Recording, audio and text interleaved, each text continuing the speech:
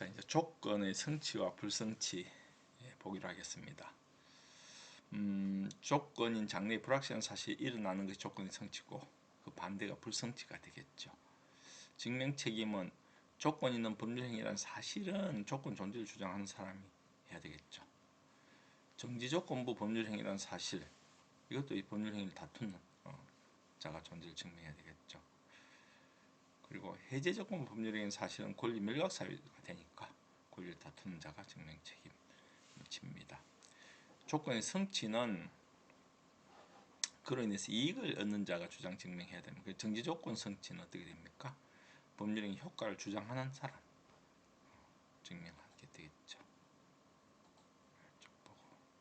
해제조건 성취는 법률행위 효력이 소멸됐다는 것을 주장하는 사람이 해제조건 성취를 증명해야 되겠죠. 뭐 어려운 건 아닙니다. 그죠? 조건은 신의치 기반, 반신의 행위죠. 그죠? 조건의 성취로 불이익을 받을 당사자가 신의 성취를 반해서 조건 성취를 방해한 때는 상대방은 그 조건이 성취한 것으로 주장할 수 있다. 반대로 조건 성취로 인해서 이익을 받을 당사자가 신의 성취를 반해서 조건 성취시킬 때는 상대방 그 조건이 성취되지 아니한 것으로 주장할 수 있다. 이런 내용입니다. 요건은 조건의 성취나 불성취로 직접 이익이나 불이익을 받을 자의 방해 행위인데 직접이란 것도 중요합니다.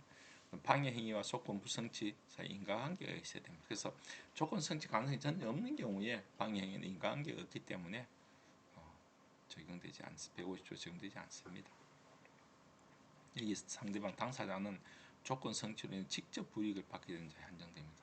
간접적인, 예를 들면 해지 조건 법률행위 권리를 취득한 자의 채권자와 같이 좀 간접적인 사람은 포함되지 않지만은 예를 들면 조건 법률행위에 제3자를 영향할 경우에 그 수익자 또는 조건부 채무에 대한 보증인은 직접적인 이해관계를 볼 수 있겠죠.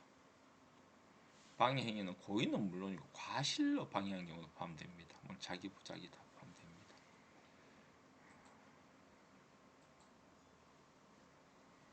요 이제 판례 제일 위에 90년도 11월 13일 판결은 조건 불성취로 이익을 받을 자의 반신이 조건 불성취 사건이고요. 그 바로 밑에는 해제 조건 성취로 불이익을 받을 자의 조건 불성취가 아닌 그런 사안입니다. 그리고 마지막으로는 조건 성취로 불이익을 받을 자의 성취 방해 행위. 어렵지 않으니까 넘어가고요. 신의 성실에 반하는 행위해야 한다. 승소 가망 있는 소송의 부당치하 사례금 청구. 원래 승소할 수 있는 승소하면 이제 이 사례금을 받을 수 있게 돼 있는데 이거 이제 의뢰인이 그냥 사례금 만들려고 소취하를 해버리면 소취하 할 수 있고, 다만 승소 가망성이 전혀 없는 경우에는 소취하의 경우는 적용이 없다는 거죠. 승소 가능성이 있다는 그런 부분에 대해서는 역시 원고 측이 입증을 해야 되겠죠. 변호사 측에서. 효과, 이 요건이 구비되면 조건 성취나 불성취 주장한다. 기준 시점은 언제가 되겠습니까? 조건이 성취되었으리라고 추산되는 시점, 이것을 기준 시점으로 볼 수 있겠습니다. 자, 권리자는 조건 성취나 불성취를 주장하거나 조건부 법률행위에 따른 권리 침해를 손해배상 청구하고 이것은 선택적인 주장이 가능합니다. 그러니까 반드시 조건 성취, 불성취 주장할 필요는 없습니다. 손해배상 청구를 할 수가 있습니다. 그다음 조건 성취나 불성취의 효과. 조건 성취의 효과는 다 알죠. 정지 조건 있는 법률행위 조건 성취 때부터 그 효력이 생기고요. 해제 조건 법률행위 소건 성취할 때부터 그 효력이 일른다. 원래는 이게 이제 그 불소급인데, 그죠? 소급하기 할 의사를 서로 표시할 약정을 하면 그 의사대로 한다. 그죠? 조건 성취나 불성취 가장의 효과는 법률행위 확정되죠. 정지조건부 법률행위는 조건이 성취된 법률행위가 발생하죠. 불성취가 되면 무효가 되죠. 요 78년도 판결은 그죠? 정지조건부 채권의 전부명령을 하면 여기 보면 피전부 채권, 정지조건부 채권인 경우에도는 전부명령 정지조건이 성취된 때 효력이 발생하는데 어려되는데 결론적으로 전부명령이 바로 집행된 것만으로는 채무자의 채무 변제가 있는 것으로 확정된 채권이 소멸한 것으로 간주할 수 없다는 그 결론 부분이 크게 틀린 건 아닌데요. 부분은 주의할 것이 전부 명령이라는 게 이렇습니다. 전부 명령이라는 게 이제 x가 채권자고요. 그래서 채권자고 그다음 g가 x의 채무자이죠. 한편 g는 s에 대해서 채권을 가지고 있습니다.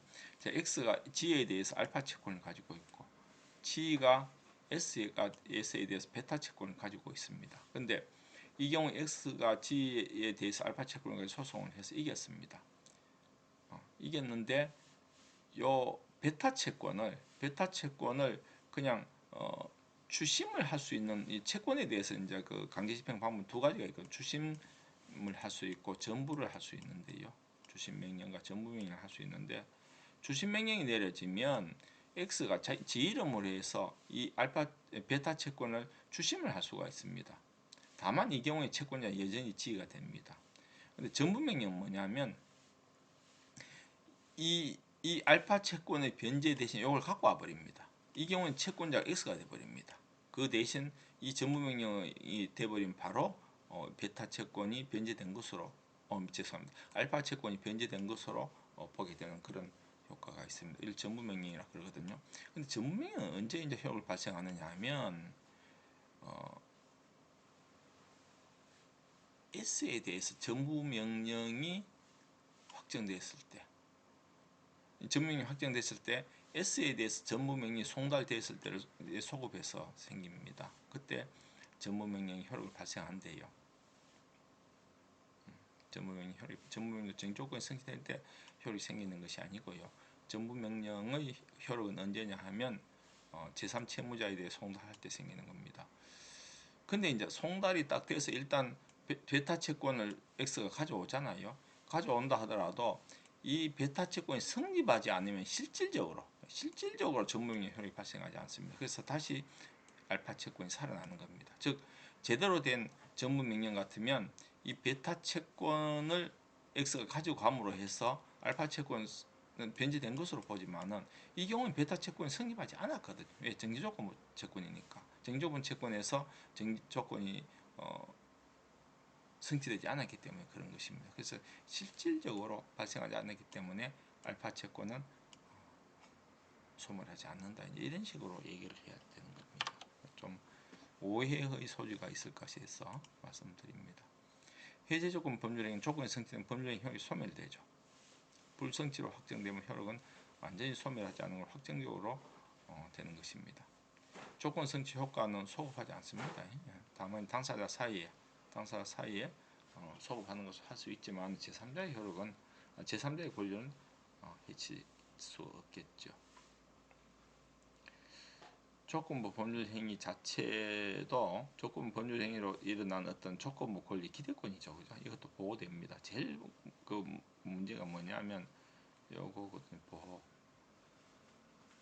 조건 있는 법률행위 당사자는 조건의 성부가 미정인 동안에 조건의 성취로 인해 생겨 상대방의 이익을 해치지 못한다.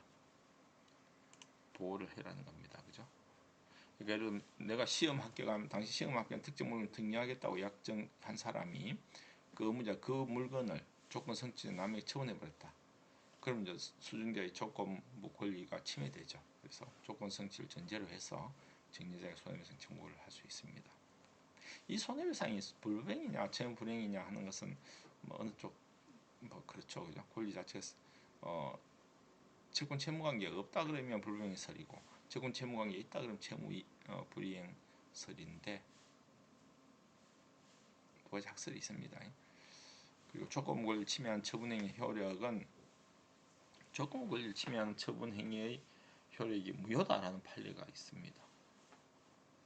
다만 그 무효를 제3자에게 주장하기 위해서는 미리 가등기나 순위본을 해야 된다 이래 돼 있는데 좀 이상하죠, 그죠? 이게 무슨 뜻이냐면요.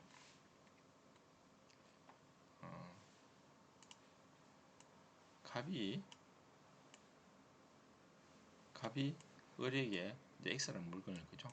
X라는 물건을 조건부로 팔았습니다. 해지 조건 증정을 팔았습니다. 이제 매매 이제 채권적 행위입니다. 그러고 난 뒤에 병이 팔았습니다. 근데 이 판례는 뭐냐면 이게 이제 조건부로 이렇게 팔았다면 갑이 을에게 판 행위는 유효하고요. 그다음 그 후에 이것을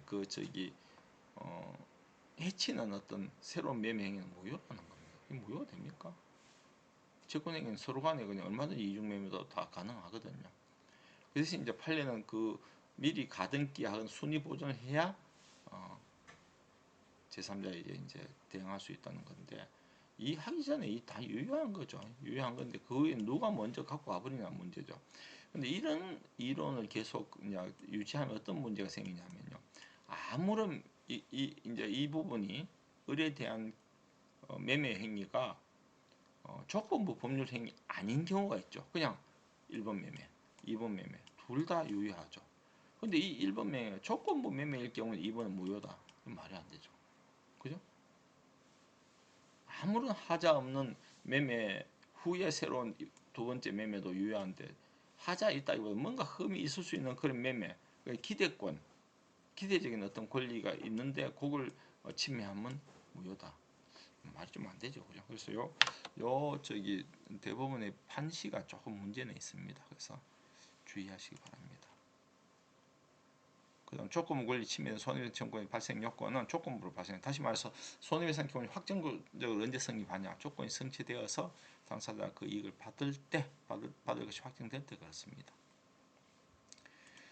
그다음 조건부 권리도 얼마든지 처분, 상속, 보존, 담보를 할 수 있는데 제일 문제되는 게 이제 보존이죠. 가처분, 처분금지 가처분.